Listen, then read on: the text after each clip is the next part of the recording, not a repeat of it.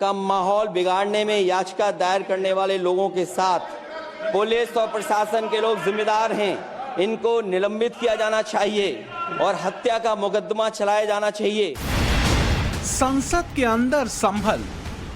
मुख्यमंत्री जी ने खेल अपने अधिकारियों के माध्यम से खेला है और अधिकारी बचने के लिए लगातार इस तरह का खेल कर रहे हैं, जानबूझ करके अपमानित कर रहे हैं वहां के लोगों को। संसद के बाहर संभल, सोशल मीडिया पर संभल, पार्टी मीटिंग में संभल, प्रेस कॉन्फ्रेंस में। समाजवादी पार्टी के साथ साथ आम जनता का ये मानना है जो कुछ करा धरा है सब भारतीय जनता पार्टी के सारे पर वहां के प्रशासन ने ये घटना की है। यूपी उपचुनाव के नतीजे आने के बाद अखिलेश यादव की पॉलिटिक्स संभल पर अटक गई। सवाल है, क्या संभल में जो हो रहा है उससे अखिलेश यादव की 2027 वाली प्लानिंग भटक गई? इसीलिए मैंने कहा और कई बार मैंने आपके माध्यम से कहा कि हम लोग खोदने वाले लोग नहीं हैं। इतिहास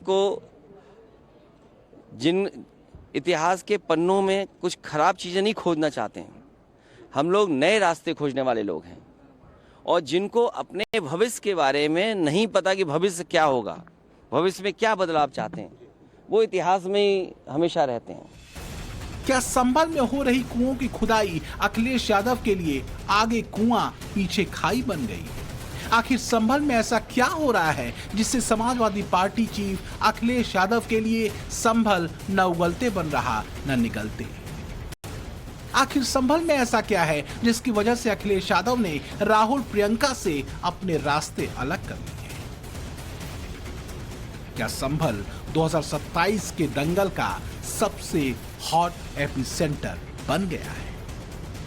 शाही जामा मस्जिद पर संभल हिंसा की आंच अभी पूरी तरह बुझी भी नहीं कि उससे पहले संभल में 46 साल बाद एक मंदिर पर लगा ताला टूटा और नया सियासी तूफान खड़ा हो गया।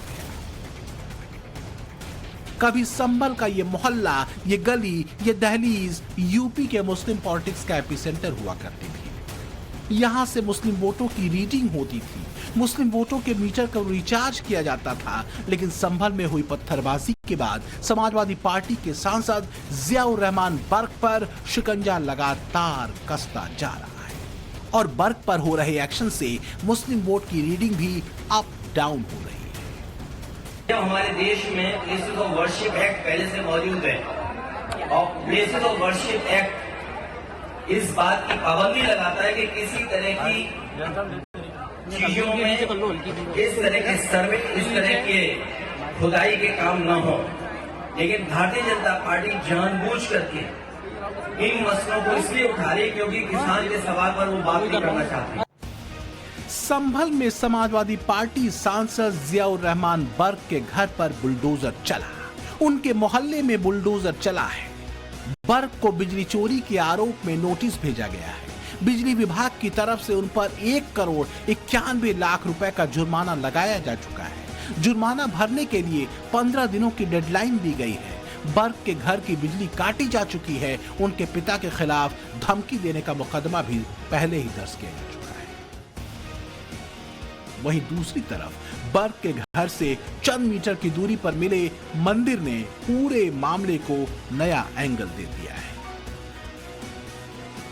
ऐसे में 2027 की लड़ाई की तैयारी में लगे अखिलेश के सामने संभल एक नया संकट बनकर आया है। ऐसा क्यों कहा जा रहा है कि अखिलेश के पीडीए वाले टेस्टेड फार्मूला पर संभल बम फूटा है, जिसने अखिलेश के फ्यूचर प्लान के पर खच्चे उड़ा दिए। और आज अगर भारतीय जनता पार्टी के अंडरग्राउंड जो पॉलिसी बनाते हैं, ये पाइपलाइन जो अंडरग्राउंड पड़ती है, उसी तरह भारतीय जनता पार्टी की विचारधारा अंडरग्राउंड अंदर ही अंदर काम करती है। ये बात पहले भी कहनी चाहिए थी। लोगों की जान चलेगी, लोगों के घरों में छापे पड़ रहे हैं, बिजली के नाम पर 2-2, 3-3 हजार लोगों के यहाँ एफआईआर दर्ज हो गई। अगर ये बात गलत थी भारतीय जनता पार्टी की तो जान तो वापस नहीं ला सकते हैं। 2027 के चुनाव से पहले अयोध्या के राम मंदिर का निर्माण कार्य पूरा हो जाएगा। पूर्वांचल के वाराणसी का ज्ञानव्यापी विवाद भी कोर्ट में है। इस केस की चर्चा चौक चौराहों पर हो रही है। मथुरा के कृष्ण जन्मभूमि और शाही ईदगाह विवाद पर सुनवाई चल रही है। साथ ही साथ संभल में श्री हरिहर मंदिर और शाही जामा मस्जिद की अदालती लड़ाई भी लिस्ट में जुट गई है। संभल के शाही जामा मस्जिद इलाके में अतिक्रमण हटाने के दौरान नए नए मंदिर मिल रहे हैं। उसे लेकर योगी आदित्यनाथ सवाल पूछ रहे हैं, आखिर संभल में 22 कुओं को किसने पाट दिया? इतना ही नहीं, सीएम योगी ने बाबर और औरंगजेब का जिक्र कर 27 की लड़ाई में अभी से बढ़त लेने की कोशिश शुरू कर दी है। कौन वे लोग थे जिन्होंने देश के अंदर सनातन धर्म से जुड़े हुए उन मानबिंदुओं को नष्ट करने का काम किया था, और क्यों किया था? उसके पीछे की नीयत क्या थी? उसके पीछे की नीयति अपने बर्बर कृत्यों को अंजाम देकर के पूरी धरती को नरक बनाने की साजिश का हिस्सा था, जिसके तहत कभी काशी में काशी विश्वनाथ मंदिर, कभी अयोध्या में श्री राम जन्मभूमि, कभी मथुरा में श्री कृष्ण जन्मभूमि, कभी संभल में कल के अवतार की हरिहर भूमि, कभी भोज में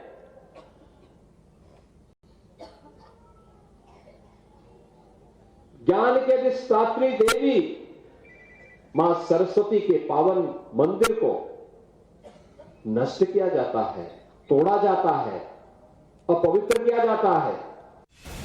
यही वजह है कि संभल को लेकर सिर्फ अखिलेश यादव ही नहीं, उनका पूरा कुनबा नए नए हेडलाइंस बनाने में जुटा है।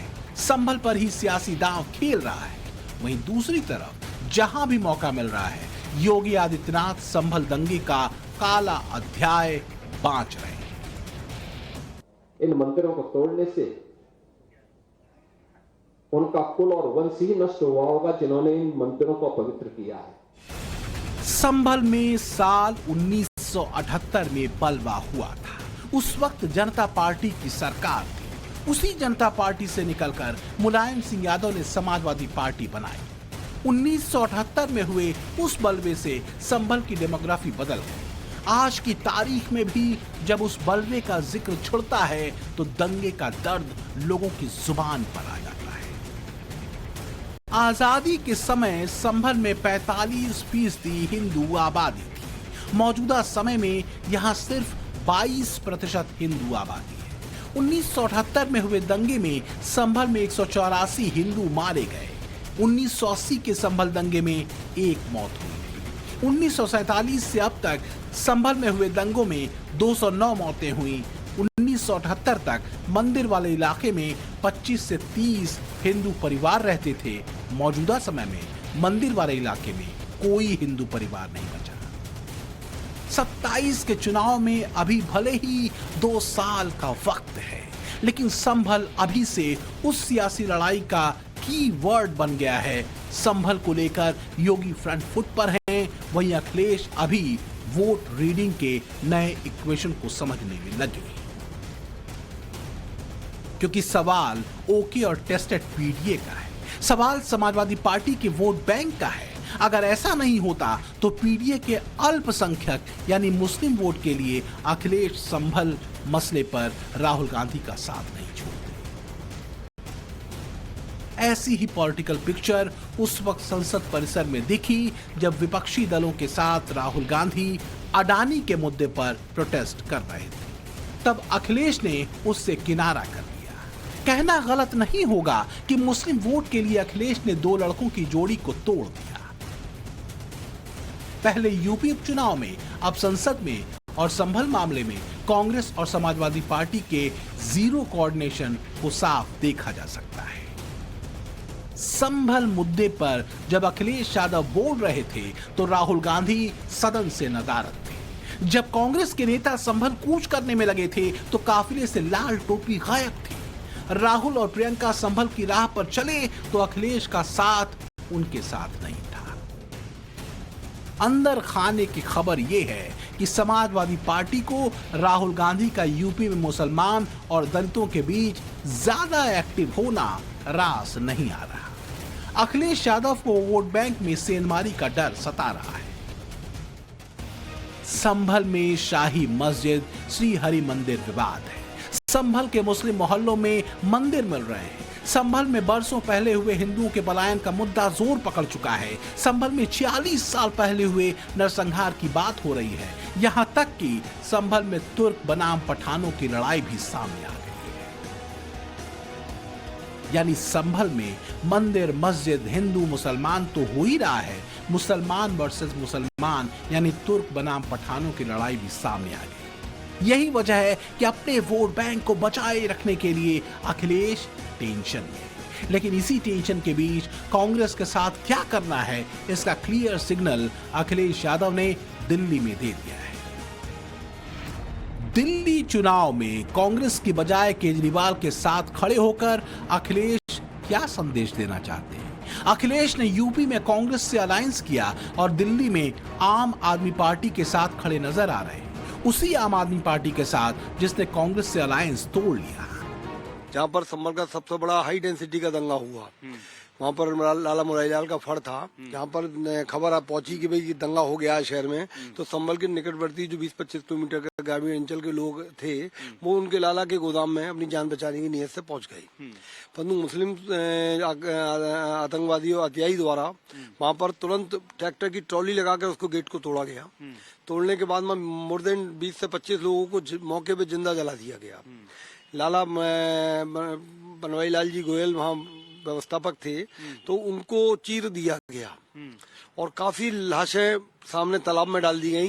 जब 3 दिन बाद नानाजी देशमुख संभल आए तो मैं गया उनके साथ, तो तालाब का रक्त लाल था।